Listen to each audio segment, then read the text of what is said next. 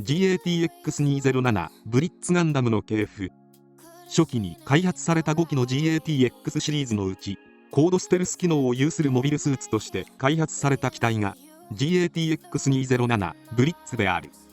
本機の開発は中立の立場を謳う欧部出張国内の国営企業モルゲンレーテ社との共同で資源衛星コロニーヘリオポリスで進められ、コズミックイラ71、1月20日ロールアウトを果たすも、同年1月25日、ザフト軍のクルーゼ隊による自衛機強奪事件が発生。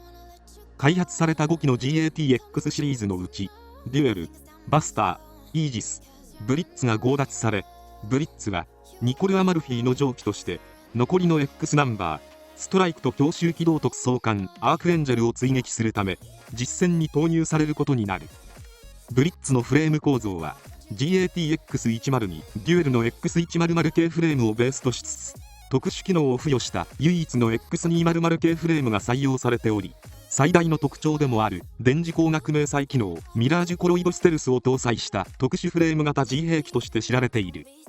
このミラージュコロイドステルスは散布したミラージュコロイドを装甲表面に磁場定着させることで、光学観測や電磁波、レーダー波による索敵をほぼ完全に無効化するほどの絶対的なステルス機能を有しており、目視による観測でも捕捉困難とされている。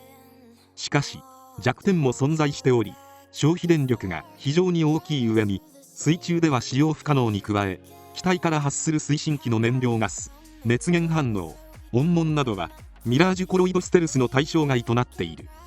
さらにミラージュコロイドステルスの最大稼働時間は80分と制限があり、 GATX シリーズに投入された防御面の新技術フェイズシフト走行との併用も不可能なため、広範囲攻撃となる硫酸弾頭や戦艦クラスの弾幕射撃などの被弾しやすい状況下では使用しづらいという短所も併せ持っている。ミラージュコロイドステルス発生装置の搭載箇所は両肩部であり、ミラージュコロイドが機体に定着しやすいよう、走行形状は他の GATX シリーズよりも滑らかな構造をしている。開発当初は黒を基調とした装甲色にのみその効果を発揮するミラージュコロイドであったが、後に改善され、さまざまなモビルスーツ、戦艦、戦略兵器などに採用されることになる。しかしその高いステルス性は国家間の強い相互不信を生み、大量破壊兵器による絶滅戦争を引き起こしかねないという理由から、コズミックイラ72に締結されたユニウス条約によって表向きではあるがミラージュコロイドの軍事利用が禁止されることになる。ブリッツの武装。ミラージュコロイドステルスを搭載する本機の武装は、従来のビームライフルやビームサーベル、イーゲルシュッテルンといった外部兵装はステルス性を阻害するという理由から採用されず、使用する武装群は右腕部に搭載された高準システムトリケロスに集約されている。このトリケロスは 50mm 高エネルギービームライフル、ビームサーベル、3連装超高速運動体貫徹弾ランサーガートを内蔵する射撃、格闘、防御機能を一体化させた特殊兵装となっている。中でもランサーガートは長大なロケット推進式貫通弾で、推進力を利用した貫通力によって敵装甲を貫き内部で炸裂する実体弾式特殊兵装である。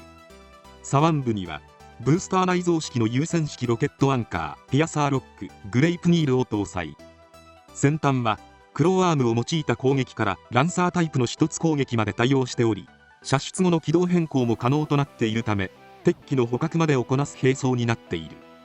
トリケロス、グレイプニールともに射程自体は短い武装ではあるが、機体名の由来である電撃を意味するブリッツの名の通り、高度な隠密行動からの電撃作戦によって多様な戦況に対応可能な特殊性を持つ機体として完成している。 GATX-207 ブリッツガンダムリリーサバリー機。この機体はライブラリアンの最高司書官プレアレベリー専属部隊のパイロットリリーサバリー専用機である。基本性能はオリジナルである前述のブリッツガンダムを継承しつつ、フェイズシフト走行からバリアブルフェイズシフト走行へと変更されるなど、より近代的な技術的フィードバックを受けた改修が施されており、無断複製とされる本機がなぜライブラリアンに渡ったのかなどの入手経路は一切不明とされている。カラーリングはオリジナルの黒とは真逆の白を基調としたカラーリングで構成され、右肩部と左脚部の赤をメインとした特殊なパターンが特徴的といえる。武装は右腕部に搭載された高準システムトリケロスに、左腕部にはピアサーロック、グレイプニールを装備するなど装備面の変化は見られない。 MBF-P01RE アマツ、ガンダムアストレイ、ゴールドフレームアマツ。ヘリオポリスで開発されていた5機のプロトアストレイシリーズの1号機 MBF-P01 ガンダムアストレイゴールドフレームから度重なる改修を経て、特殊装備マガノイクたち搭載型モビルスーツとして完成した機体がガンダムアストレイゴールドフレームアマツである。ストライクとの戦闘で切断されたブリッツの右腕部をオーブが回収し、ゴールドフレームに移植。これによってブリッツに備わっていたトリケロス、ミラージュコロイドステルス、右腕部のみではあるがフェイズシフト装甲を獲得するに至り、頭部も心臓のもので補修したことで 70% の完成度を持ってゴールドフレームアマツ未完成機が誕生。ここからさらなる改修が施され、結果的にトリケロスの性能向上を果たしたトリケロス対ミラージュコロイドを解析し完成したマガノイクたちを装備するなど、乗り手を選ぶ高性能化を実現したアマツの完成形が誕生することになる。この背部に搭載されたマガノイクたちは本機を中心にした空間にコロイドを展開し、空間内にいる敵機のエネルギーを強制的に放出させることで行動不能に陥れるとともに、放出させたエネルギーを吸収することも可能となる。しかし本機が完成した段階ではまだ試作兵器であったため、システム自体は未完成で、マガノイクたちを直接敵機に接触させエネルギーを放出させるだけにとどまっており、吸収機能は不完全な状態になっている。またマガノイクたちには射出型一つ兵器マガノシラ矛を2機内蔵しており、先端部はフェイズシフト装甲が採用されているため、エネルギー供給用ケーブルによって本体と接続されている。フェイズシフト装甲による高い強度を有してはいるものの、あくまで供給用ケーブルであるため、ガンバレルのような優先式の起動コントロールはできず、使いこなすにはパイロットの高い技量が必要とされる。また頭部にも大幅な改修が施されており、ガンダムタイプのツインアイの他に頭頂部にザフト系モビルスーツを連想させるモノアイセンサーを搭載。パイロットはオーブ5大氏族の一つサハク家当主ロンドニナ・サハクが務めている。なおモルゲン・レーテ社が当初開発を予定していたゴールドフレームアマツの完成形が存在しており、完全体として位置づけられるこの機体は全身がフェイズシフト装甲として新たに製造されたユニットで構成され、より洗練された仕様に設計されている。結果的に新規製造する計画からユニットを流用する開発計画に移行したため、設計データのみ残され、数年後の時を経て後述するゴールドフレームアマツミナ C が新規製造機として完成することになる。 MBF-P01RE2 ガンダムアストレイゴールドフレームアマツミナ。戦闘によって中破したゴールドフレームアマツをオーブ管轄の宇宙ステーション雨の御柱にて改修改良が施された機体。ロンドニナ・サハクが戦死したため、双子の姉であるロンドミナ・サハクがパイロットを引き継ぎ、前述のアマツとの区別をつけるため機体名にミナの文字が追加されている。機体性能自体に大きな改修は施されていないが、脚部のつま先部はより鋭角な形状に変更され、左腕部には大型クロウツムハの太刀、両腰部には実体剣型近接兵装戸塚の剣が追加装備されている。左腕部に搭載されたツムハの太刀は3本の伸縮式クロウで構成されており、近接格闘戦から防御、クロウによる絡め手によって敵機の動きを封じ無力化するなど多種多様な機能を有している。また戦況に応じて大型複合兵装大角鏡を装備することも可能になっており、ツムハの太刀との併用はできないため、どちらか一方を装備する仕様になっている。大角鏡は機体の全長に匹敵する長大な複合兵装であり、ビーム刃8世紀武者出優先式の無知、ビームソード、ビームシールドの3形態での運用が可能な仕様になっている。両腰部に備えた戸塚の剣は細身のレイピア式実体剣型装備で、敵機の関節部やセンサーを一つによるピンポイント攻撃によって破壊し、不必要なダメージを与えずに行動不能に追い込むというコンセプトのもと開発されており、ロンドミナ・サハクの信念が形となった装備になっている。後にこのゴールドフレームアマツミナにさらなる改修を施したガンダムアストレイゴールドフレームアマツハナとアマツミナのコピー機として新規製造された機体ガンダムアストレイゴールドフレームアマツミナ C が開発されている。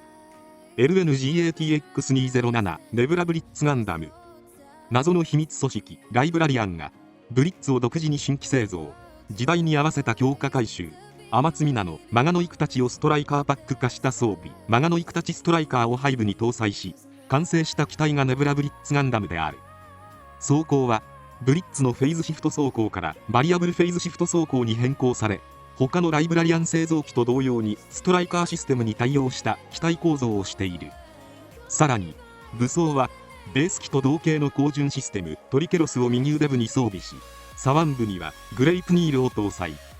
右腰部には追加用のランサーガートを1セット備え、左腰部には天津皆で採用されていた伸縮式大型クローツムハノたちが装備されており、共に使用時には前腕部に接続される。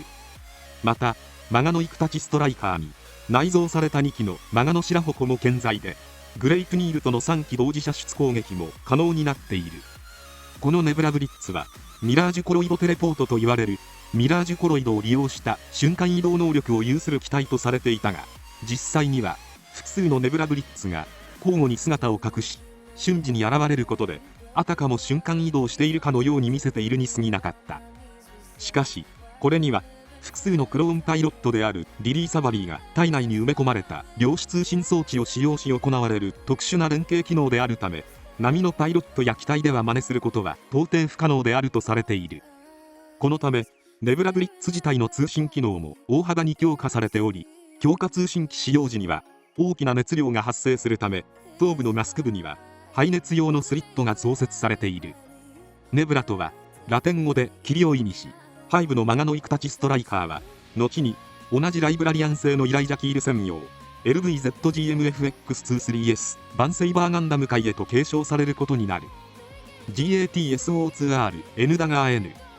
この機体は GAT01A1 ダガー通称105ダガーをベースとしながらも、機体特性としてはブリッツの後継機にあたる機体として開発され、ニュートロンジャマーキャンセラーとミラージコロイドステルスを搭載した地球連合軍の特殊戦強襲モビルスーツが N ダガー N である。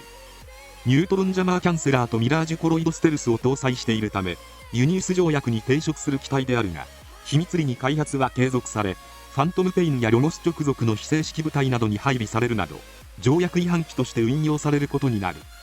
N ダガー N を開発した技術者たちは、自らを忍者ワークス、忍びマフィアと名乗っていたことから、機体名に付けられた前部の N はニュートロン、後部は忍者を意味しているのではと言われているが、明言はされておらず定かではない。型式番号の SO とはスペシャルオペレーションを意味しており、特殊戦強襲モビルスーツの名の通り、敵拠点などの破壊、ミラージュコロイドステルスを駆使した索敵、暗殺といった特殊作戦や公的に認められない秘密作戦に投入することを目的に開発され、核動力搭載型モビルスーツであるため、ミラージュコロイドステルスに必要な大電力を半永久的に確保した画期的な機体として完成している。武装は右腕部にトリケロス系列の高順システムシルトゲベールを搭載。このシルトゲベールはシールドと 70mm 高エネルギーブラスターが一体化した装備で、通常右腕固定式の並走ではあるが、グリップを保持しての手持ち式火器としての運用も可能になっている。左腕部にはグレイプニールと同系列のロケット式射出兵装ハーケンファウスと、左腰部には GESD07G プラス対装甲灯を2頭、右腰部にはロケット手裏剣式の N315 スティレット投擲分身対装交換入弾キャニスターに加え、高分子ワイヤーリールを備えた多目的ランチャーポートを備えている。 GATX207SR ネロブリッツガンダム、地球連合軍第81独立機動軍ファントムペインがアクタヨンインダストリー社を中心とした企業の協力を受けて開発したブリッツの回収型モビルスーツがネロブリッツガンダムである。ブリッツの高度な隠密強襲戦使用というコンセプトを継承し開発されており、ミラージュコロイドステルス機能もそのまま搭載されている。機体そのものはブリッツをベースに開発されているが、N ダガー N の技術も流用されたことでユニウス条約に抵触する核動力搭載型モビルスーツとして完成。これによって電力消費の激しいミラージコロイドの使用時間は実質的に無制限となっている。武装面でもブリッツとは一線を画す仕様に変更されており、背部に搭載された攻防一体の可変アームユニットは格闘専用のクローアームとしての機能と、防御面では新技術であるクリスタル化によってアームに内蔵された液体金属の屈折率を自在に変化させ、受けたビームを任意の方向に反射させることが可能になっている。トリケロスは右腕部から左腕部に変更され、50mm 高エネルギーライフルは排除されており、シールド機能とランサーガートのみを搭載。右腕部には通常弾からダミーバルーンまでを装填可能な6連ランチャー搭載式クローを装備している。 GATX252 フォビドゥンガンダム。ブルーコスモスの名手ムルターズラエルの財団参加のもと、 G 兵器の開発データ、戦闘データをもとに検証解析し製造された後期 GATX シリーズの1機がこのフォビドゥンガンダムである。突撃強襲用モビルスーツというコンセプトで開発された本機は、ブリッツ同様特殊機能を付与された X200 系フレームが採用され、ブリッツとは異なるアプローチで強襲性能を実現させている。ブリッツに採用されたミラージコロイドとフェイズシフト走行の組み合わせは電力消費が大きいため相性は非常に悪く、活動時間の制限がかけられるというデメリットを併せ持っていた。そこでフォビドゥンにはミラージュコロイドの技術を応用した特殊防御兵装ゲシュマイディッヒパンツァーとフェイズシフト走行の発展型となるトランスフェーズ走行を採用。新技術となる二重の防御装置を導入し、攻撃の無力化に特化した突撃強襲用モビルスーツとして完成を果たすことになる。フォビドゥンに搭載されたこのゲシュマイディッヒパンツァーは5の飛行ユニットに装備されたエネルギー変更装甲であり、シールド表面から磁場を発生させ、その力場によってビーム砲の粒子を屈折歪曲させることで攻撃を防ぐという優れた防御力を有する特殊防御兵装である。実体弾兵器を無効化するトランスフェイズ装甲との組み合わせによって鉄壁の防御力を誇り、キラヤマトの乗る ZGMF-X15A フリーダムガンダムの性能をもってしても攻め手に欠ける防御力を発揮していた。また突撃強襲用モビルスーツというコンセプトの通り、強力なスラスター推力による飛行能力と機動性を展開可能な強襲形態への変形機構も有しており、陸戦、空戦、水中戦をこなす万能型モビルスーツという側面も持つ機体になっている。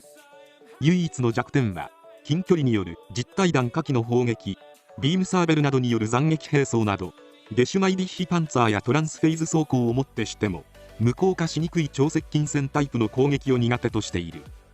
武装は近接防御機関砲イーゲルシュテルン、両腕部に内蔵された固定式自由機関砲 115mm 機関砲アルムフォイヤー、先端部に打突用スピアを備えた10分シュレンニーズヘグ、5の飛行ユニットに搭載された 88mm レールガンエクツァーンと誘導プラズマ砲フレスベルグを装備。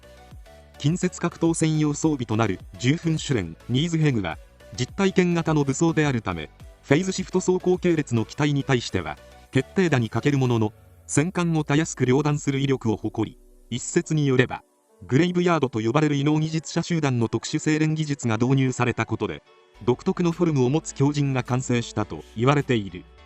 背部飛行ユニットの左右に搭載されたエクツァーンは可動式の電磁レールガンであり、砲身の内側には後述するフレスベルグの軌道を変化させるための磁場発生器が備わっている。強襲形態時のメインウェポンとなる誘導プラズマ砲フレスベルグは前述のエクツァーンの砲身で形成される磁場の干渉によってビームの軌道を自在に変化させ、敵機に対してトリッキーな砲撃を繰り出すことが可能になっている。フォビドゥンは様々なバリエーション機が存在しており、フォビドゥンをベースに開発が進められた地球連合軍初の水中専用モビルスーツ GATX255 フォビドゥンブルー、このフォビドゥンブルーから発展した試作機 GAT706S ディープフォビドゥン、フォビドゥンブルーの正式採用機 GAT707E フォビドゥンボーテクスが誕生している。さらにアクタイオンプロジェクトのもと、フォビドゥンボーテクスをベースに武装を大幅に強化増強された GATX25 にあるロートフォビドゥンガンダムも開発されており、この機体は後に無人機としても運用されている。ザフトにダッシュされニコル・アマルフィの上記となったブリッツはミラージュコロイドステルスの特殊機能によってアルテミスの傘の異名を持つ宇宙要塞攻略に貢献し、オーブ近郊の戦いではストライクとの戦闘でニコルは戦死、機体は大破したものの高順システムトリケロスとミラージュコロイドは連合ザフトの新型機や艦艇戦略兵器に転用され、各機体に応じた派生技術として発展を見せることになる。以上、ブリッツガンダムの系譜を終わります。最後まで動画をご視聴いただきありがとうございました。チャンネル登録、高評価よろしくお願いします。